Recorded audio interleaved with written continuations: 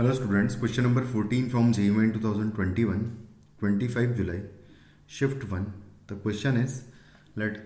f is from 0 to infinity to 0 to infinity be defined as fx is equal to 0 to x greatest integer of x dy, where this denotes a greatest integer function. Which of the following is true, है ना, कौन सा true है ये बताना है हमको, बताना है कहाँ पर ही कंटिन्यूस होगा, कहाँ पर डिफरेंशिएबल होगा, इन सब के बारे में बातें करनी है हमें। अगर मैं ऐसा अज्यूम करता हूँ कि जो हमारा एक्स की वैल्यू है बेसिकली वो कुछ n प्लस एफ टाइप का वैल्यू है, जिसमें n जो है कम्प्लीटली इंटीजर वैल्यू है and f is from 0 to 1, कुछ इस तरीके से कुछ एक वैल्यू मतलब फ्रैक्शनल पार्ट है बेसिकली। तो जो fx है उसको अगर हम लिखें तो इसको जब मैं 0 से 1 के बीच में लिखूंगा तो ये 0 आ जाएगा, प्लस फिर 1 से 2 के बीच में अगर लिखेंगे इसकी वैल्यू तो 1 से 2 के बीच में ग्रेटेस्ट इंटीजर 1 हो जाएगा और 1 का इंटीग्रेशन हो जाएगा x, और इस पर लिमिट जब मैं 0 से 1 से 2 पुट करूँगा तो 2 माइनस 1 1 हो जाएगा। डिफरेंस ऑफ लिमिट हमेशा 1 होगा, तो बेसिकली यहाँ पर 1 आ जाएगा। फिर आएगा प्लस 2 से लेके इस तरीके से n माइनस 1 तक तो आएगी सारी वैल्यूज़, और उसके बाद जो बचेगा वो होगा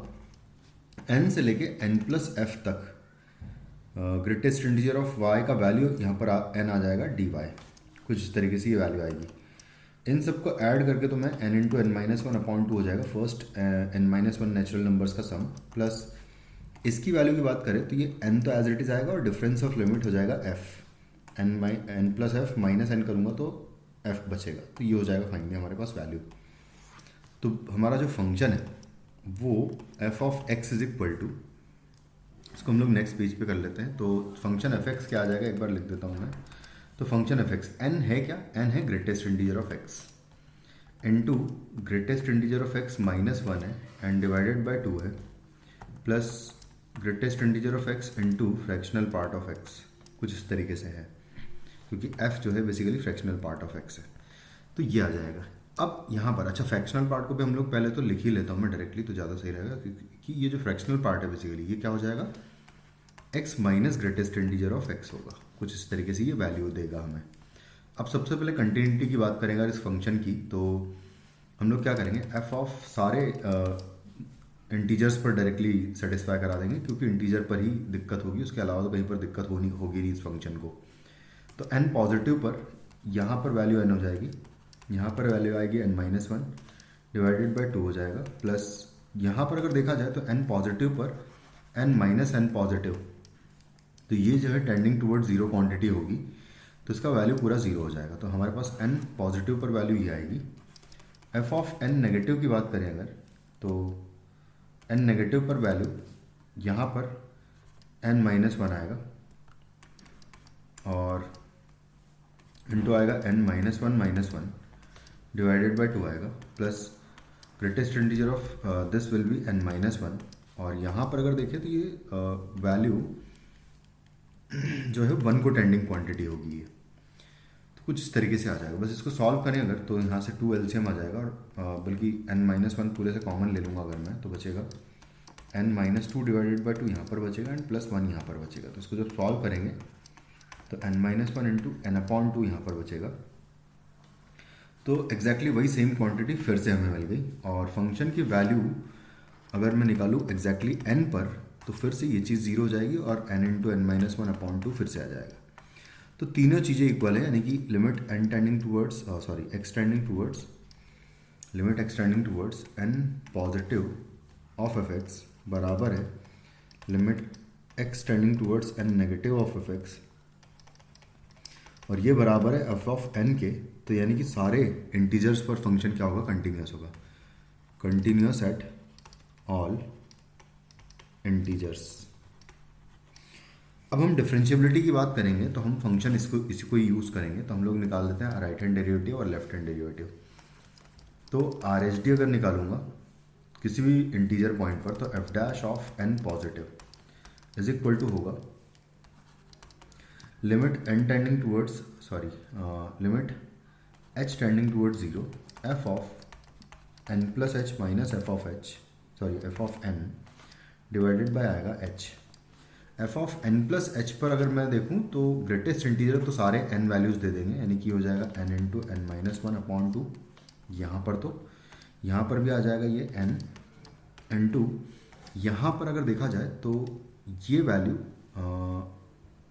इसको हम लोग एन प्लस एच रखूँगा मैं, क्योंकि हम इनपुट जो है एन प्लस एच दे रहे हैं। तो यहाँ पर आएगा एन प्लस एच माइनस,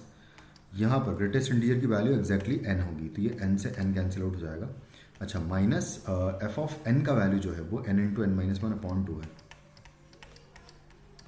और होल डिवाइडेड बाय है एच, तो ये कैंसिल आउट हो गया। तो इसको कैंसिल आउट करने के बाद बचेगा हमारे पास एन इंटू एच बचेगा, और एन इंटू एच अगर होगा तो एच से एच कैंसिल आउट होने पर एन जो है हमें फाइनली राइट हैंड डेरिवेटिव मिलेगा। उसके बाद लेफ्ट हैंड डेरिवेटिव निकाल लूँगा मैं सेम एन पॉइंट पर। तो F dash of N negative is equal to F of N minus H minus F of N, और डिवाइडेड बाय आएगा माइनस एच,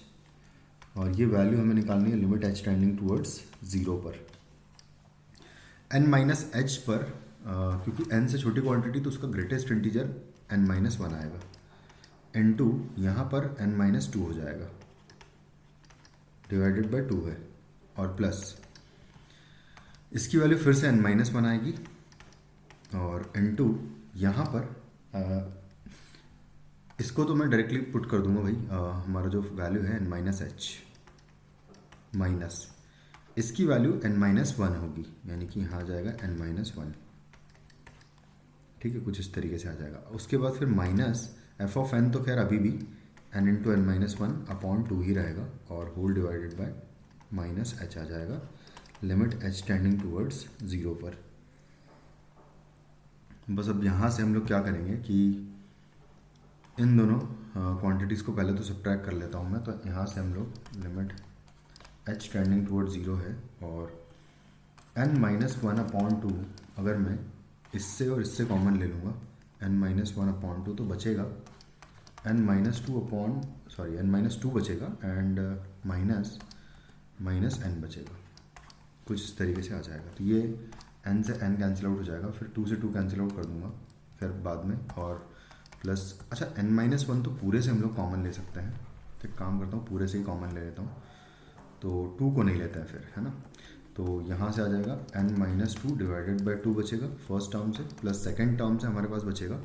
और यहाँ से ये एन से एन पहले कैंसिल आउट कर दें अगर, तो बचेगा माइनस वन माइनस एच बचेगा बेसिकली यहाँ पर, और